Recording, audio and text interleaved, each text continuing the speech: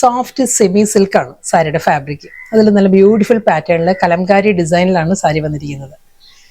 Colour palette പറയുകയാണെങ്കിൽ ഒരു beige ആണ്, ബിസ്ക്കറ്റ് ബേജ് ആണ് സാരിയുടെ ആ ഒരു ബേസ് വരുന്നത്. അതിൽ നല്ല മൾട്ടി കളറിൽ കലംകാരി ഡിസൈനിലായിരിക്കും ആ ഒരു ലോവർ ബോർഡർ വരുന്നത്.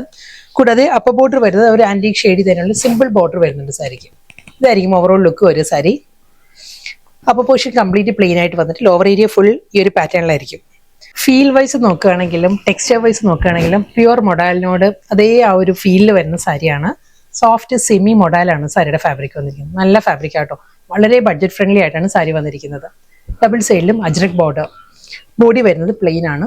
വീഡിയോയിൽ കാണുന്ന പോലെ നല്ലൊരു ജെറ്റ് ബ്ലാക്ക് ആണ് സാരിയുടെ ഷെയ്ഡ് വരുന്നത്. അപ്പുറം ലോവറും ആ ഒരു അജ്രക് ബോർഡർ വന്നിട്ട് ഈ ഒരു ഫീലിലായിരിക്കും സാരി വരുന്നത്.